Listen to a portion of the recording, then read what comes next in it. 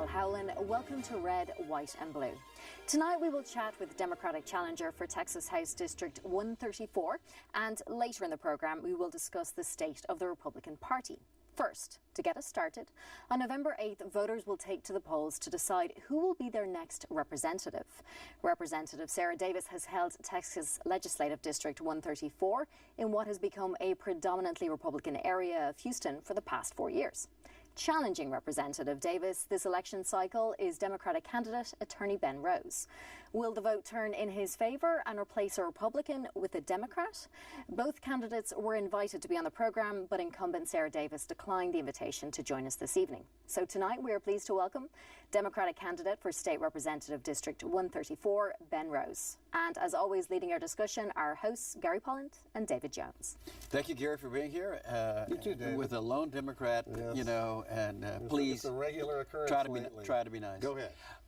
So Ben, what is your background that leads you to be in a legislative race? What are your credentials, let's say, professionally? And why did you pick Sarah Davis? Well, I picked this race because it's where I live. It's as simple as that.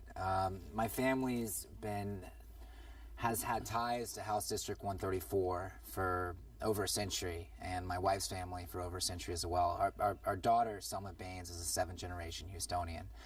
I believe that the Texas State House or local issues impact our lives as much, if not more, than federal issues.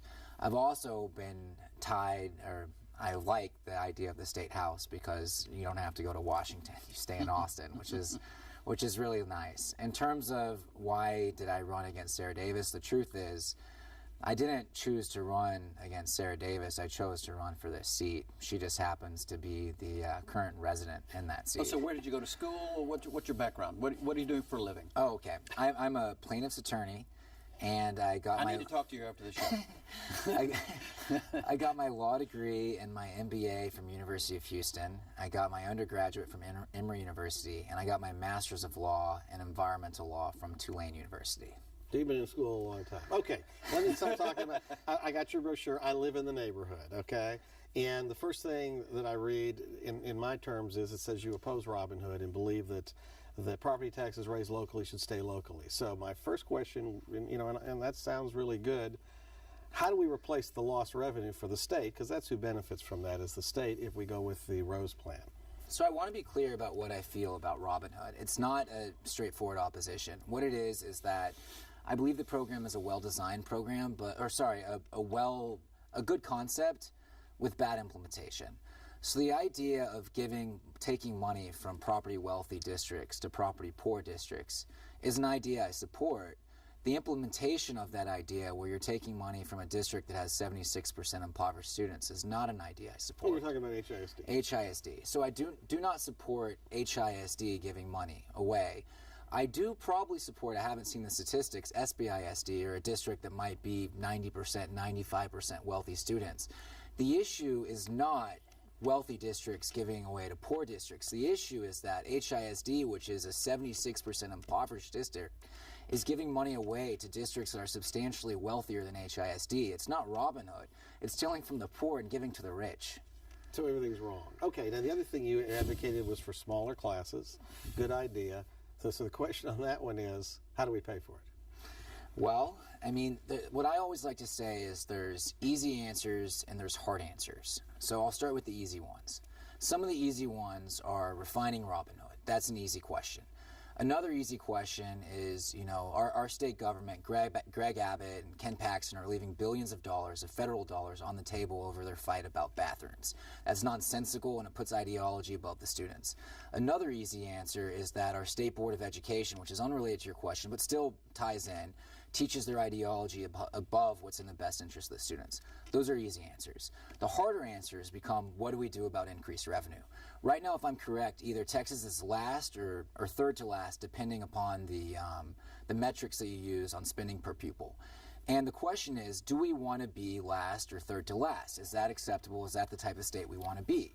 If you believe that is acceptable, that's fine. We could be last or third to last in it. We could continue to go forth with that. If you don't believe that's acceptable, you have to ask, how do we increase revenue? If you want to increase revenue, the first thing I think you want to do is you want to look at where there's waste. One example of where there's waste is the state of Texas decided to spend $800 million on border security, and it's going to be an additional $1.2 billion, so for $2 billion total on border security. Now that's fine, you might like border security, but if you like border security, you shouldn't be a coward about it, and you should tell the people of Texas, we can't afford this without raising revenue, and they should have raised taxes on that rather than steal the money from education, which is essentially what they did. Well, of course, it's like Bush in the war. You know, if you want to go to war with Iraq, then raise taxes to pay for it and show that it's important, and they're instead spending it that way. But so I'm a process guy, so you can do issues after I ask this last process question. How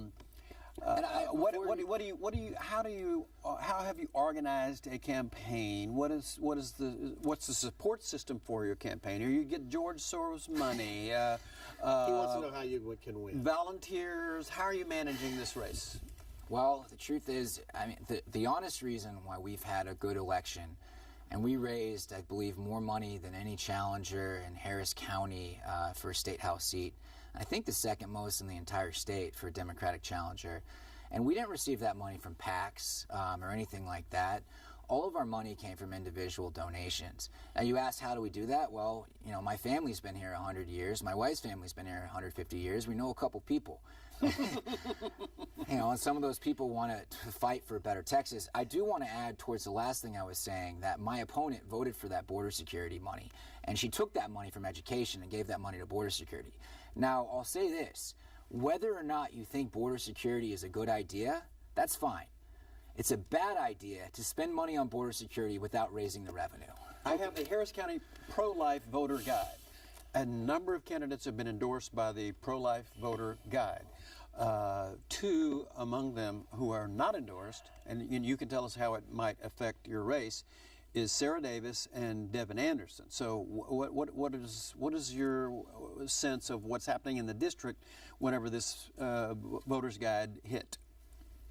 Yeah, I can't speak to what the voter guide does and to how people You don't know are how going many pro-life voters there are in your district? You know, I imagine that y'all probably know those statistics better than me. Jared in the next We'll have to ask Jared Woodfill. We will. All right, well, needless to say, it's discouraging pro-life voters from voting for your opponent. That's a fact, and David wants you to say that's what's happening. And I'm sure you would say, I welcome their support, even though I'm personally pro-choice. I welcome everyone's support. I mean, the truth is, our campaign is not a partisan campaign. It's a simple message, which is what type of state do you want to have your children grow up in? Our state ranks last or near to last in education, healthcare, infrastructure, etc., civil services as well. I don't believe that's acceptable. Now, some people will say, Ben, we don't rank last, we rank first. That's because we spend less per person than any other state in the More country. efficient. Right, well, efficient, but we also rank, less. And there's some people that say, well, I'm glad we've reduced the size of government so we spend less than other people. I say we have worse services. It's a question for you. Do you want to have a shining education system or do you not? My opponent supports a lockstep with everyone else, all the other Republicans, the system that greatly underfunds our public services, which are the backbone of our society. I absolutely welcome all support because I don't think we should be partisan about this. I think we have enough partisanship in Washington that Austin shouldn't be partisan. And, we don't come out of the womb Republican or Democrat. We come out of the womb a person. Okay, there's a Democratic caucus in the House, as small as it may be. Who do you see as the primary leader of that caucus and who you will be willing to join? Gene Wu is a personal friend of mine, and Gene and I have known each other for some time. I probably do plan to go up there and, have him show me the ropes as much as possible, if he's so willing, and ideally he will be, if we're able to keep fighting hard and win this thing on November 8th. Gene is part of Speaker Strauss's team. Sarah Davis is part of the Speaker Strauss's team. She has got some leadership position, and she's got 3 terms behind her. So she, if reelected, has her 4th term. So she has seniority, which means she'll have more influence. If you're elected, you're a backbenching Democrat who joins the late train for Speaker Strauss. What can you really get done up there? No, this is my favorite question. I'm really glad you asked that question. I think the question's a ridiculous question, and it's my opponent's main point, and it's her main argument. She always says, you shouldn't vote for me because I've been there. which I think is the absolute worst argument in the world. And if that's the argument you have to make, is I've been there, boy, you really don't have much else to say, do you? Yes, she is on committees. I have to ask, how are those committees working? How's the state government going? I don't think too well. And we do need change, and you do have to vote for new people. That's how you have it. A lot of people believe in term limits. The idea that we should respect seniority and seniority alone is the reason to vote for something, my guess is the Harris County voters don't believe that by and large. And you want to talk about other issues, okay, you have clout, but what do you use that clout for? She used her clout to be the only person in the entire Texas State House. And that's with all the cast of characters to vote against Muslim Appreciation Day. We only have a few seconds. I just want you to answer a yes or no question. Has she appeared opposite you in any debate or sessions, such as yes or no? I sure wish she would, because I would want to ask her one question. So the answer is no. And the answer is no. No, I would want to ask her one question. One question. Thank you, Ben. Wait. Unfortunately, time is up and it flies. Adele? Thank you, Gary. Next, joining us to discuss the state of the Republican Harris County Party, we are pleased to welcome President of Conservative Republicans of Texas, Jared Woodfill. And as always, leading our discussion are hosts Gary Pollan and David Jones. Well, thank you again, dear. David, right. We're back. This is the second half show, which is kind of fun to do. It is fun. Things. It is fun. And, it's especially fun to see our friend Jared, who you were not able to keep in the party chairman's I job. was chairman for 12 years. It was enough. What a blessing to my family. Yeah, My exactly. wife was ready for me to go. Exactly. So what does the organization do that you're president of? Well, essentially what we do is we stand up on issues. We get very active during the legislative session, working to push our agenda. We were one of the ones behind defeating the bathroom ordinance here in Harris County.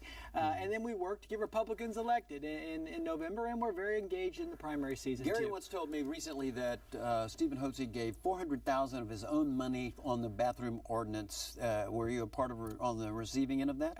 Absolutely. Steve Hotze was very generous to us. He and a lot of good folks. And so we were very thankful for his support. And when Houstonians had an opportunity to address that issue, they overwhelmingly rejected Anise Parker's bathroom ordinance 61 to 39%. And it really sent a shockwave across the country. All right. Well, speaking of shockwaves, let's talk about this election in Harris County. Okay, let's do it. Because this is part of our market. We're actually in Southeast Texas, but this is where most of the people live. This is a very interesting election cycle. Jared, what is your take as we're a couple of weeks out from the election? What does it look like? As far as Harris County is concerned. Yes. Yeah, well, as you both know, there's been record early voting turnout, and ballot-by-mail numbers are through the roof. So this is higher than what we saw in 2008, higher than what we saw in 2012 at this particular point in time. So that means people are engaged. What we're also finding is that there are a lot of new folks coming to the process. When I say new folks, people that don't have primary voting history. They're not R's, they're not D's, Republicans, Democrats. So we're really uncertain who they are. Are they new Trump voters that are coming to the process for the first time or not? So it's going to be very interesting to see what happens. My biggest concern for the Republican Party in Harris County is, are we unified as a party, starting from the top all the way down to the bottom? I mean, we have got some individuals who have disavowed parts of our ticket. For us to be successful, we have to be unified as a party. There's a story in the Chronicle that supports that, which says that primarily it's Dan Patrick that is leading the way, and that others who have previously endorsed or quiet now and the like, and you may know who they are, and I'm not going to name them, but. Do you know anyone else other than Dan who is on a statewide level promoting Trump? Well, of course, Governor Abbott has supported Trump and promoting. Others. I said promoting. Well, Dan is definitely the campaign chair for the state of Texas, and he's been leading the way, so you would expect him to be the most vocal. But, any Republican who is sitting watching tonight should ask themselves, if I don't vote for Trump, what are the consequences for the country? Well, I'll tell you what the consequences are. There are potentially 4 to 5 Supreme Court justices seats that are going to be available that will impact my kids, my grandkids, and my great-grandkids. Let me relieve you. Obamacare. Let me relieve you of one of your concerns. I'll be an applicant for one of those, and I'll be fair. So between you and Gary, Yeah, right. But I mean, the consequences are huge. I mean, when you look at an economy right now that's growing at 1% GDP, that has huge impacts for Harris County. When you have in Clinton someone who is clearly going to obliterate the oil and gas industry, that has huge impacts for Texas and for folks in Harris County. So the stakes could not be higher. Yeah, Clinton in this can't do particular anything election. about $50 a barrel. She cannot do anything. Well, she cannot. but what she can do, David, what she can do is say, I'm not going to wage a war through the EPA on the oil and gas industry. She can back off on the Obama administration policies that have essentially obliterated fracking in the state of Texas and have resulted in Harris County losing huge number of jobs. Yeah. Could be she wants, to sort of. She wants solar. She doesn't want earthquakes all over Oklahoma. Is one Well, thing. that cylinder idea worked out real well. That's right. So that's what she likes. Right. All right, Jared. Looking, and we know from looking in when you draw into the weeds, and people, a lot of our viewers are interested in how the inside politics works. We know from the information that has been developed that the Democrats mailed about 200,000 ballot-by-mail applications, the Republicans 50 to 70. That's a huge difference, which has significant impact, you would think, on how those votes actually turn out. Do you have any insight as to how this happened? Well, that's obviously a big concern. Obviously, in the primary, we're very engaged through conservative Republicans of Texas on the early application to vote by mail. Traditionally, we outdo the Democrats in early application to vote by mail, and when you get that first round of numbers, you see the Republican ahead. So that is a big concern for me. As an organization, we are mailing 300,000 pieces, and our first piece, and then we're going to do a second round of 300,000, encouraging folks to vote straight ticket. But the reality is, if you go back to, say, 2012, we had a record number of straight ticket votes on the Republican side. If we don't have the straight ticket vote, we are doomed down ballot. And He that is also why lost the county to Barack Obama in 2012. Well, but let's talk about that, because that's an important point. And now we see there's about 20,000 on the first day. It's about 20,000 up over what the last landslide, well, not landslide, the last time that Barack Obama was on the ballot, which was when he carried Harris County, barely. Well, David, let's back up. Let's go back to 2008. Obviously, that was a record year for Democrats. The enthusiasm level for Barack Obama is not there for Hillary Clinton going into 2016. Yes, in 2008, we actually lost by close to 20,000 votes when you had Obama McCain. We narrowed that gap in 4 years to less than 1,000 votes when it came time for Romney and Obama to square off 4 years ago. But what's telling is that we held every single countywide office in 12 and picked up 7 that we had in 16 and picked up 7 we had lost in 12. So things got better for us. Hillary Clinton is not the Barack Obama of 2008. But Donald Trump is not the Mitt Romney of 2012. But Donald Trump, though, is bringing a whole new group of voters to the process that we haven't seen before. Well, you just said that you don't know who those new voters are. Right. Well, I can only look at the primary results. I mean, he had formidable opposition in the Republican primary and was willing and was successful. He was successful because he brought new voters to the process. Now it's incumbent upon us as a Republican Party to be unified from the top all the way down to the bottom if we're going to be successful. Speaking about unity, the right to life forces in this state have come out against Devin Anderson, the Republican district attorney candidate. And they mailed their endorsement with a big X for Devin Anderson. Jared, that obviously is not a unified party, right to life people. Otherwise, they suggest you vote all the rest of the Republicans except for Sarah Davis, who they don't like because she's pro-choice. What does that tell you about where that vote may go in that race? Well, obviously, Texas Right to Life are good friends, and I think the world of that organization and have been very supportive of them for years. When Devin Anderson chose to indict a pro-life whistleblower, or go after a pro-life whistleblower, she technically didn't indict, that resulted in, and I don't think she should have done it. I represented the whistleblowers, and we were successful. And what's your evidence that she actually sought an indictment? Well, a couple of things. One, she didn't actually indict. The grand jury indicted. Right. We think it was a runaway grand jury, and the DA's office had discretion whether or not to go after someone for actually producing a fake ID and going after them, trying to put them in jail for 20 years. I don't think that's right. Every single 18-year-old I think the judge who picked that grand jury was Mary Lou Keel, who is one of the most honest and actually, I think competent judges in Harris County. That's a debate whether it came through the random system or whether or not it was picked by a judge. But That's neither here nor there. The problem we had was the impact that Planned Parenthood seemed to have on the process. So that's the problem I know that Texas Right to Life has too. The DA's office didn't have to go after 2 whistleblowers who had simply exposed what was happening in Planned Parenthood clinics all across the country. But what's the political implications of that? The political implications are it could cause people to jump off the straight ticket, and that's the biggest concern that I have. And so folks need to ask themselves, are you willing to sacrifice good Republican judges down ballot who are doing a great job every single day and jump off the straight ticket? I would say no, we shouldn't do that. The reality is Devin Anderson, in my opinion, would be 100 times better than Ken Mogg, even though I don't believe and agree with everything Devin Anderson has done. Why don't you just say that Devin Anderson had no responsibility for the indictments of those 2 people, that it was a grand jury that was properly selected, they heard evidence, they did their job, and Devin Anderson is responsible for prosecuting grand jury indictments. Well, the reality is, that's what the law says. But as you know, if you, and I understand if somebody said, as I understand it was, said to her, you better indict those people or you're gone, then that was wrong. Well, the reality is, there can be selective prosecution or not. You know that many times that grand juries indict and the DA's office chooses not to go after the individual. If, and this was a very high-profile case. I mean, the momentum that the pro-life movement was getting as a result of these videos exposing Planned Parenthood trafficking in baby body parts was huge.